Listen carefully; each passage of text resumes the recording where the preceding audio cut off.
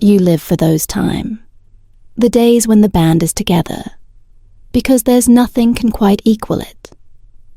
Nothing's quite like having a man in every corner in the room. Some bands break up but get back together later, while others end for good. Dire Straits is one of the bands that ended permanently, even though they were one of the greatest rock bands ever. They won't be making a comeback. The only person who could bring them back is Mark Knopfler. The band's lead and main creative mind has said that the story of Dire Straits is over, but will Dire Straits ever reunite? And why won't the magic ever be rekindled? Join us as we unravel the shocking reason why Dire Straits will never return again. The story of Dire Straits. The amazing journey of Dire Straits really began in a small and modest recording studio in London called Pathway Studios. It wasn't a flashy place, but it was where something special was about to happen. The band had gone there to record a demo, a sample of their songs, hoping to get noticed among the tracks they recorded that day. One stood out above the rest. It was called Sultans of Swing. This song wasn't like the loud, wild rock anthems that filled stadiums, nor was it a tearful ballad made to tug at heartstrings. Sultans of Swing was something else entirely, a musical story. It was inspired by a real moment that stuck in Mark Knopfler's mind. He once saw a small jazz band playing in a nearly empty bar. There was no crowd, no fancy, lights, no cheering fans, just a group of musicians pouring their hearts into the music. Simply because they loved to play. That quiet, beautiful moment left a lasting impression on him. When Mark got home, he picked up his guitar and wrote the song filled with the bluesy sound he loved, and a style of storytelling that painted a picture in the listener's mind. At first, the song didn't get much attention. It didn't seem like a hit. But everything changed when BBC radio DJ Charlie Gillett played the demo on his show. The response was immediate and powerful.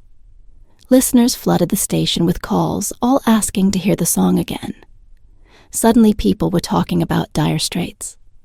Record labels who hadn't paid much attention before were now interested.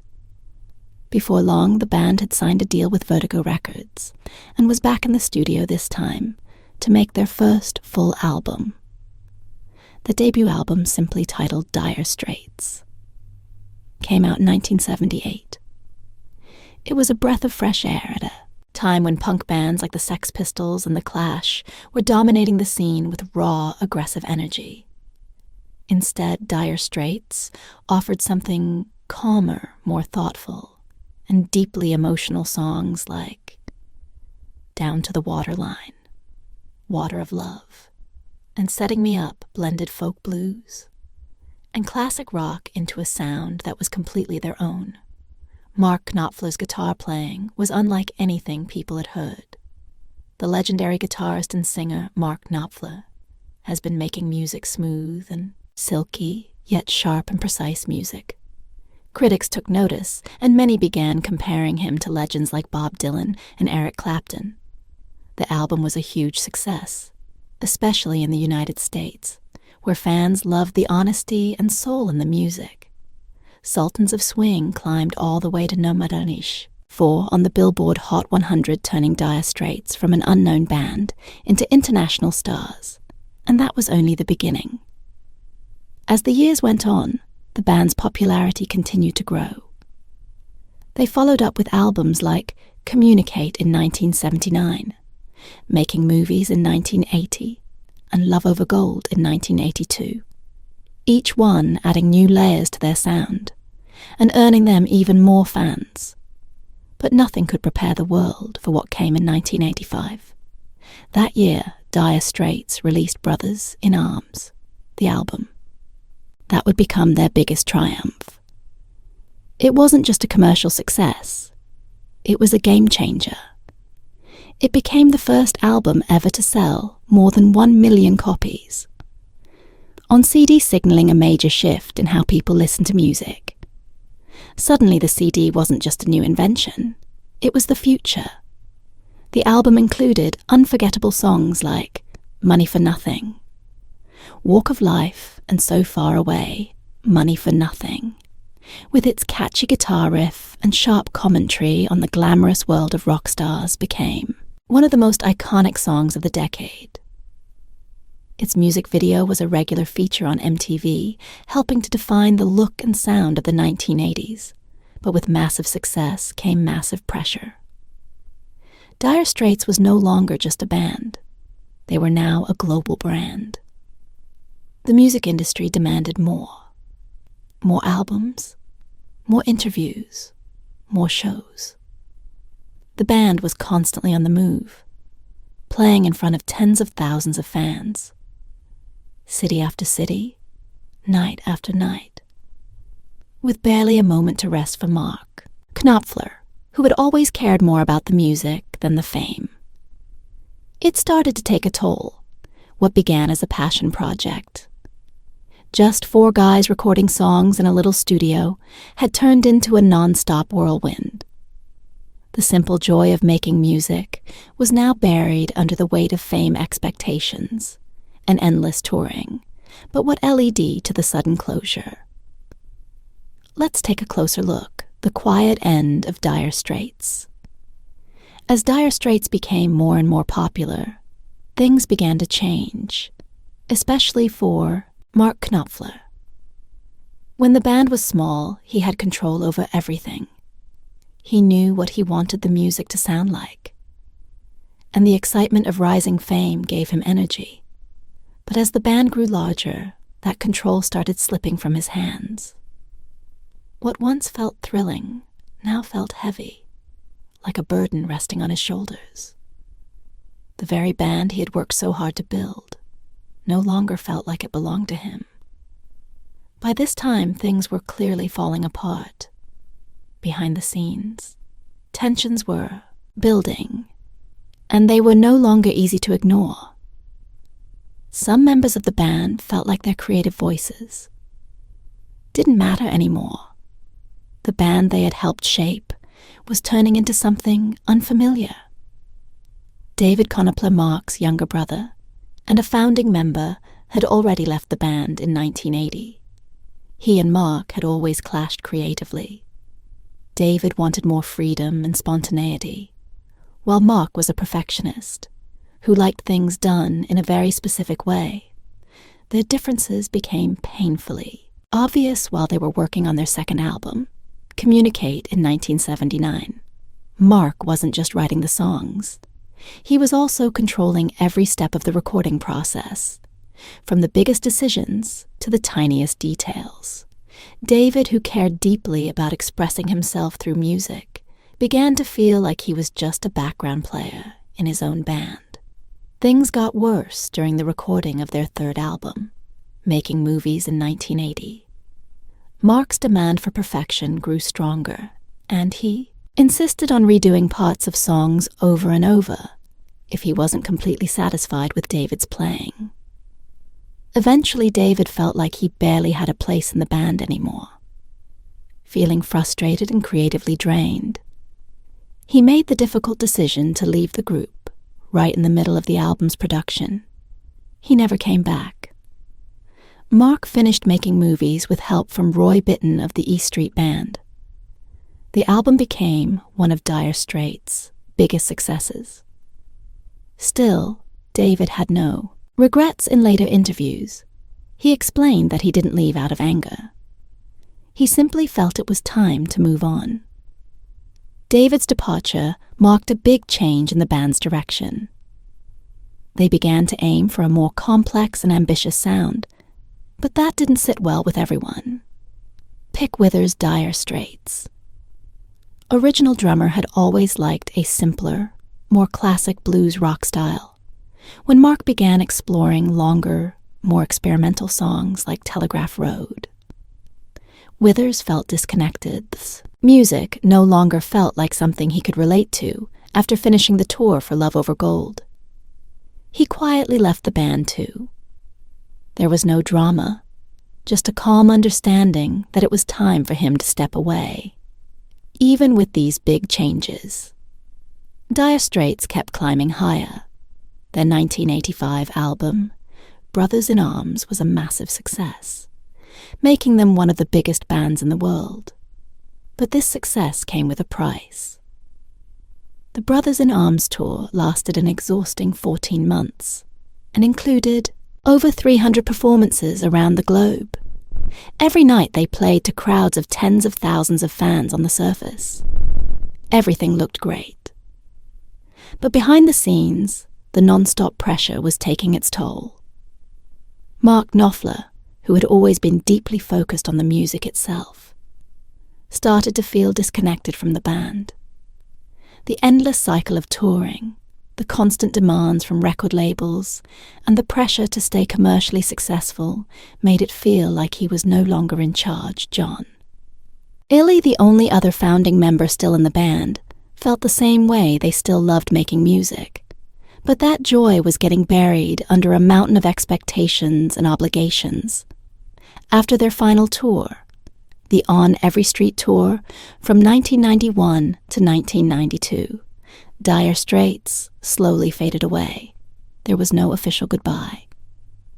The tour had lasted more than a year, but it didn't reach the same heights as their earlier ones, when Mark stepped off the stage in Zaragoza, Spain, in October 1992. He quietly knew it was the end of Dire Straits. There were no announcements, no farewell tour, no press releases. The band simply stopped existing for the next 3 years. Mark rarely spoke about Dire Straits.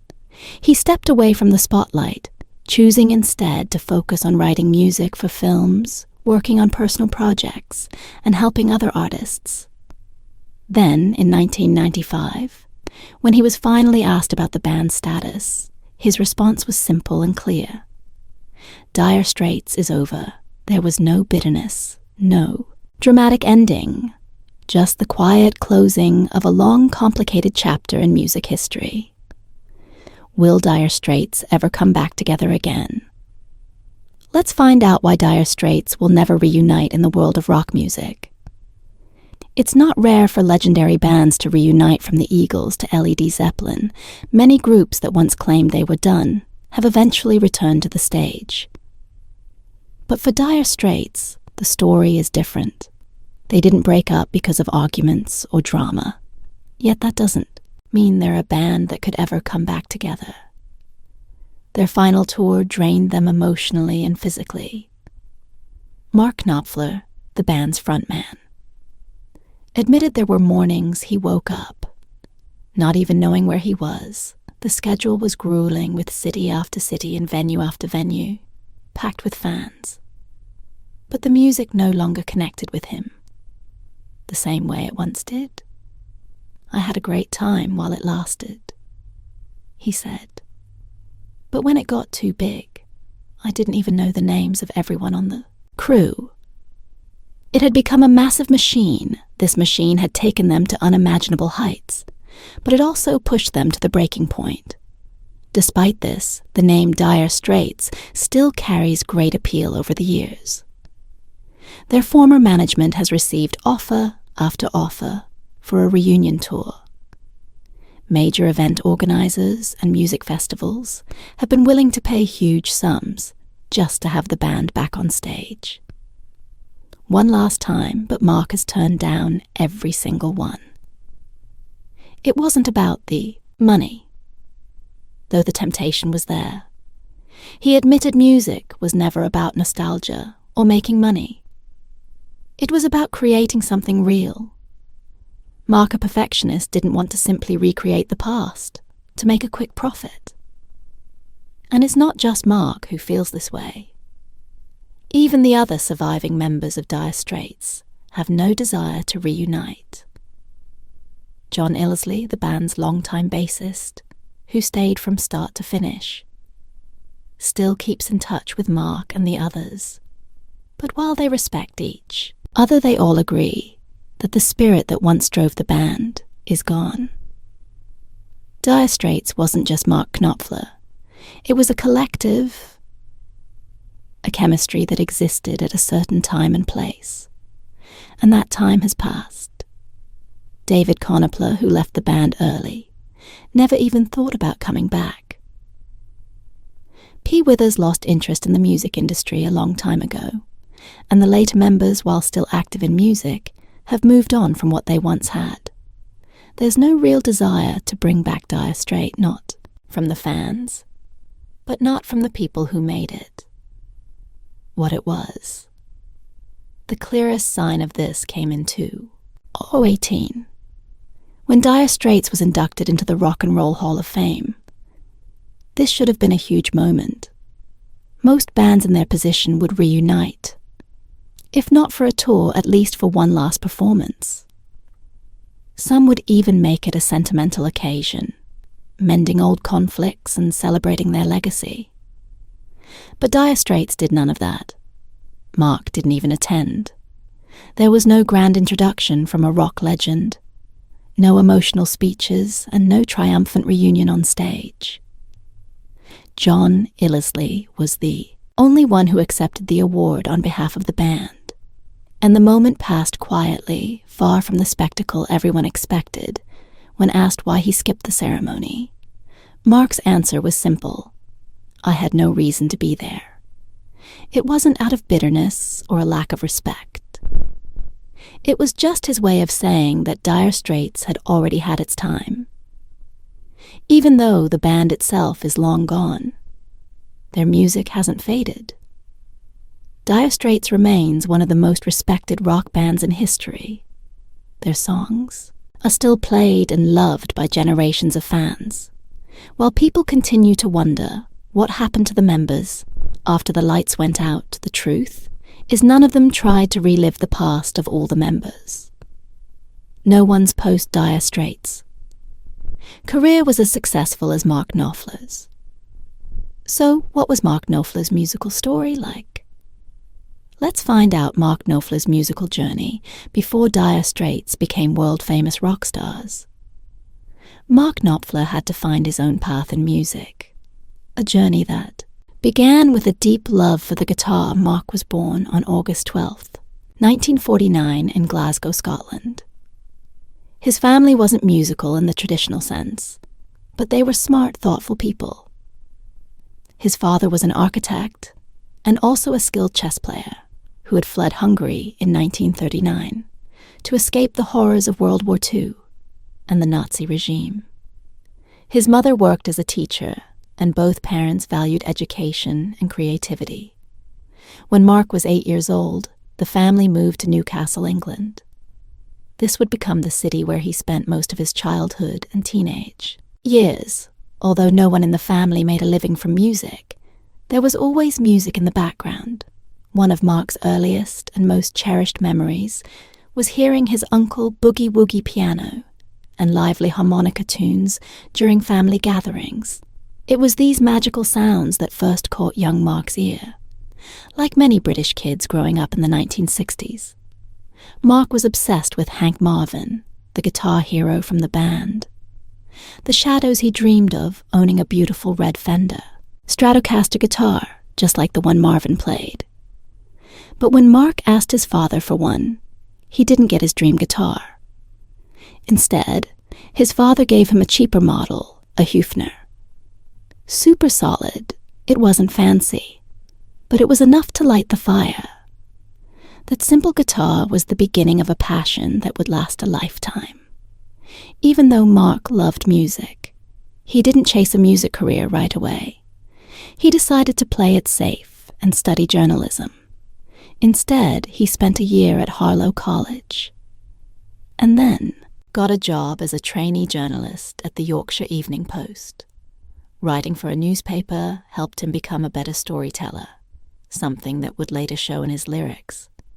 But no matter how busy he was, his love for music never faded on his days off. He would play his guitar for hours, perform in small pubs, or jam with friends during his time as a journalist. Mark met the poet Basil Bunting. Bunting's ideas about creativity and art stuck with him and helped shape the way Mark thought about music and storytelling. Still, journalism never felt like his true calling. Deep down, he knew he belonged in music, so he made a bold decision. He quit his job and set out to explore the world, hitchhiking through England and Europe. He survived by playing music in small cafes and bars, living like a wandering artist. Mark was heavily influenced by blues legends like Chet Atkins, Scotty Moore, and B.B. King. He admired their style and emotion. But unlike most guitar players, Mark didn't use a pick. His unique finger-picking style happened by accident. One day, he got an old acoustic guitar with a bent neck. It was nearly impossible to play with the pick because the strings kept breaking. So he used his fingers instead. That accident turned out to be a blessing. It gave him the smooth, expressive sound that would one day become his trademark in the 1960s. Mark played in a small band with his school friend Sue Hercombe. They even got to appear on local TV, which was a big deal back. Then later, he joined a blues rock band called Brewer's Droop. It wasn't a long-term gig, but it gave him his first taste of life as a professional musician. By 1973, Mark had earned a degree from the University of Leeds while studying. He kept playing music and even recorded a demo called Summer's Coming My Way. He then formed a band called the Silver Heels with friends Steve Phillip, Dave Johnson, and Paul Granger. Unfortunately, the group didn't make it big after they split. Mark took a teaching job at Luton College, but he never stopped performing. He joined another band called Cafe Racers, and this turned out to be a key turning point. Around the same time, Mark's younger brother, David Knopfler, had moved to London. The two brothers started making music together, writing songs and creating guitar riffs. They had great chemistry, and the ideas kept flowing. Soon they teamed up with bassist John Ilsley, a talented musician who fit right in with the group the three of them had. A natural musical connection while punk rock was taking over the music scene. With its loud and rebellious sound, Mark and his band were doing something different. Their music was calm but powerful, filled with emotional guitar, playing thoughtful lyric and rich melodies. It was music that told stories. The final piece of the puzzle was drummer Pick Withers. Once he joined the group, everything just clicked. In 1977, the band Dire Straits was officially born. None of them could have imagined what would happen next within a year. People all over the world were talking about them. What do you think about Dire Straits? Likely reunion. Let us know your answer in the comments below, and don't forget to like and subscribe.